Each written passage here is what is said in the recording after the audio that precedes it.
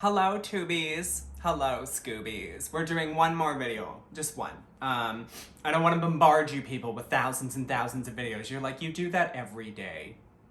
No, I do that 3 times a week. Same difference. I bought some new books. And you're like, don't ever do that again. So this book is called The Goetia of the Shadows.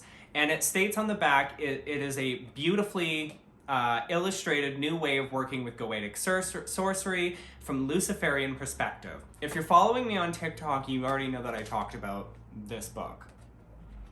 But it's got books or information in here on different demons. It's got information in here on invocations and so on and so forth. It's kind of like, how would I put it? It's kind of like the Key of Solomon, but for dummies. You know those books that are like, blah, blah, blah for dummies, or blah, blah, blah for idiots, or blah, blah, blah for new people, right? It's like one of those books. It's got things in here like necromancy and Goetia, origin of ritual structure, Goetia and theurgy, the Luciferian approach, words of power. It's got all kinds of information here. The circles, so they've got like different circles and so on.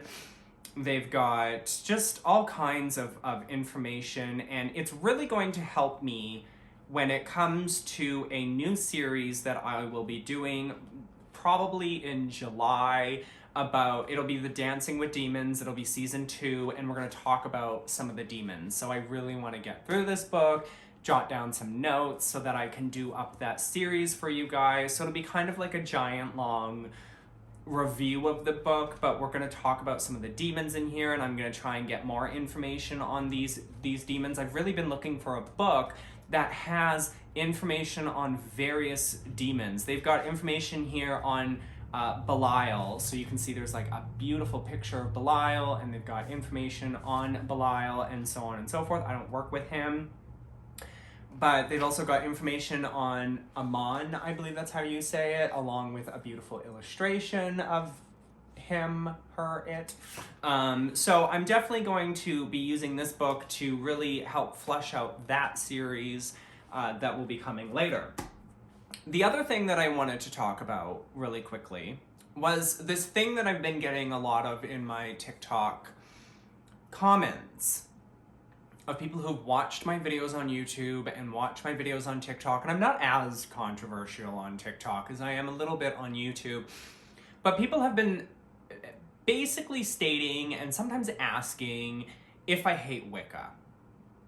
You all know I call it Wicca Bicca, hippy dippies, right? Like, I don't have an issue with your religion or your spiritual practices. I have an issue with some people of your religion or spiritual practices, specifically in New Age with the crystals and the sage waving and the incense and the banishing of negative energy and so on and so forth, of shoving it down people's throats, especially witches like me who don't practice love, light, and sunshine, right?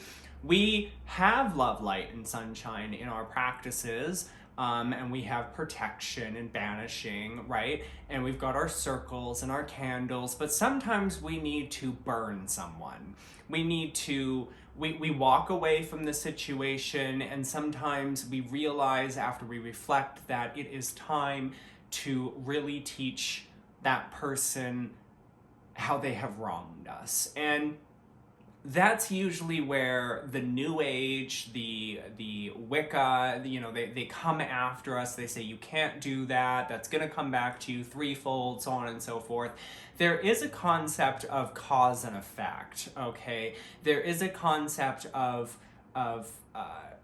for every action, there is an equal and opposite reaction. There is that concept. It's basic science, it's basic fundamentals of how the universe works. I mean, you can't get around it, so on and so forth. But it's not the same as saying that if I cast a spell to make someone fall in love with me, that they're going to be obsessed with me, right? I think a lot of people get Hollywood and witchcraft mixed up, right? We draw inspiration from American Horror Story, Coven. We draw inspiration from Charmed. We draw inspiration from Sabrina. We draw inspiration from, what was that? Salem. The TV show that used to be on. We draw inspiration, and I draw inspiration from it, and you draw inspiration from it. We all draw inspiration from pop culture, fiction, literature, so on and so forth. And we want to know more, or we want to explore, or we want to, right? And I think sometimes that gets mixed up with what is reality, and it can cause conflicts, especially around people who decide that their craft is more real than somebody else's craft. And there's also a lot of talk around, especially on TikTok lately, about gatekeeping and who's allowed to practice what, and oh, you're not African, don't touch this religion. And maybe that's fair. Or there was something about hoodoo where an African lady was going off saying that white people are not allowed to practice hoodoo, and if she catches anybody, she's gonna she's gonna cross them and so on and so forth, because you're not allowed. It's an African only tradition. And I don't know that to be completely true. I do realize that hoodoo has its roots in slavery, and hoodoo has its roots in people having to hide their practices. I do find it offensive when white people on Facebook groups, especially hoodoo or root work groups, talk about hoodoo and they're like, I don't like the Bible, I don't like Christianity, I don't think it's fair that I have to use the Bible, or that I have to. And to those people, I state that, you need to do your research, your historical research mostly, to understand why these people practiced their craft the way that they practiced it, and how that ties into today's version of hoodoo. I think a lot of people are trying to whitewash certain traditions. I think a lot of people are trying to modernize certain traditions, and that is where I have an issue. I don't care that you're a Wiccan. I don't want you to shove your belief system down my throat. That's where I have an issue. I don't care that you practice Wicca, or that you love your crystals, or that you think sage will repel demons. I do think it's, kind of not wrong, but a little misinformed, And usually when I make my videos, there's a dramatic flair to it, there's a little craziness, there's a little insanity, right? And, kind of draw out that controversial nature and make people think and make people question and make people really engage in conversation and start conversations and have conversations around, okay, what is and what isn't modern. Modern is the thing that bothers me, when people take something that's a little more complicated or has a root in history, whether it's a dark history, which is where a lot of magical practices come from, poverty, slavery, oppression, so on and so forth. And, these people are turning to a higher power, maybe not God, maybe not the devil, but they're turning to some kind of higher power, be it pagan or otherwise, for guidance and for help and for protection and for vindication and for money and for love and for stability, right? So when people ask me if I hate Wicca, I look at them and I say no. And the reason I don't hate Wicca is because I have learned my craft from Wicca.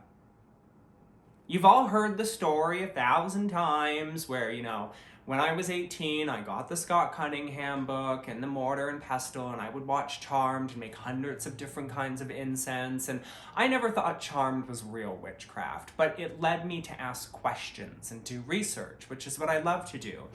So today I bought this book called The Wicca Handbook by, I believe her name is pronounced Eileen Holland or Elaine Holland, I don't know. But I've never read anything by this author before. It says here that the Wicca Handbook contains a wealth of rituals, correspondences, and spells. It is an invaluable reference for the veteran witch and an absolute must for a new witch, covering everything from a witch's essential tools to casting spells to specific colors, elements, deities for health, fertility, and love, to the magical powers of animals, the celestial skies, rocks, gemstones, and even letters and numbers.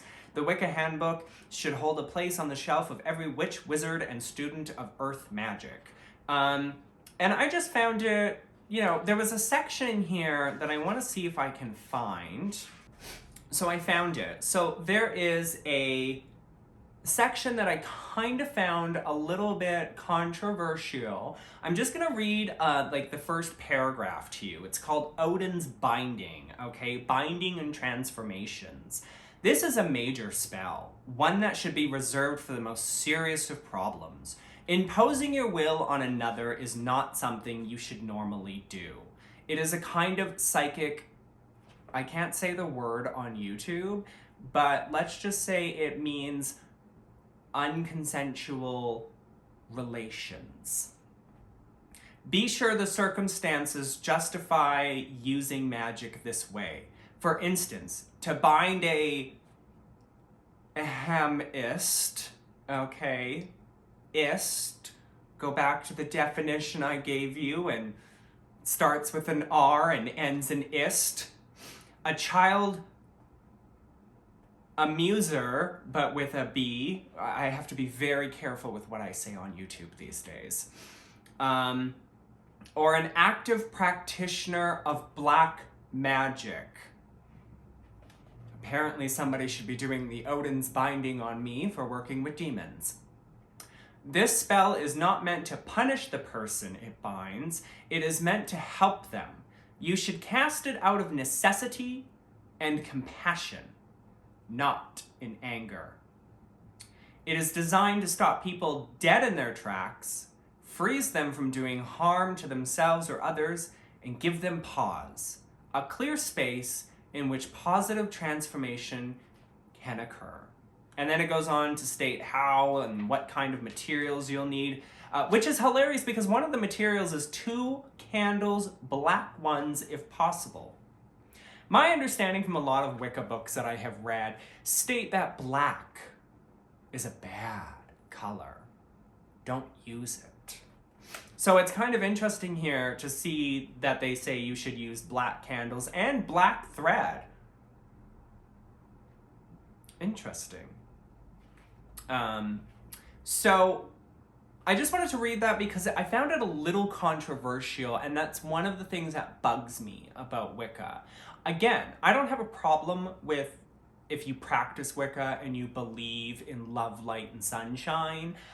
I have a problem when those same people come back and say, oh, you can't curse, you can't cast a love spell, you can't do this, you can't do that, you can't do anything because threefold, which has always led me to my joke about, oh, well, I guess you can't take a crap because threefold, I mean, look at all the bacteria you're killing, right? So it's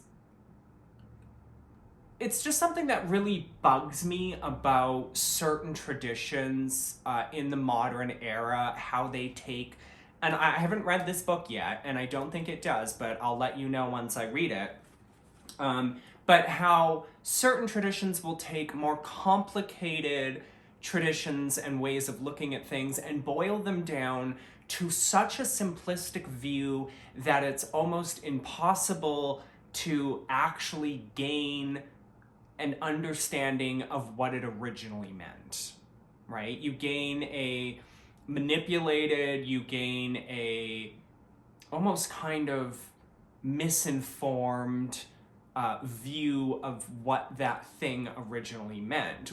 A lot of people want to modernize witchcraft because we live in a microwave society. People want things now. They want things today. They don't want to take the time to form the relationships with deity. They don't want to take the time to do the research. They don't want to take the time to hone their skills and develop their craft. They just want things right now, right this second. And if we go back to my previous video for just 2 seconds, I believe that's why the witchy community has died, is because we as witches on YouTube take the time to explain our research and to share our craft that is a little more involved, whereas things like Instagram, TikTok, Pinterest, Facebook groups give you the quick, easy, right now, this second, no time for anything solutions. But to really get to the heart of the video, I don't hate Wicca.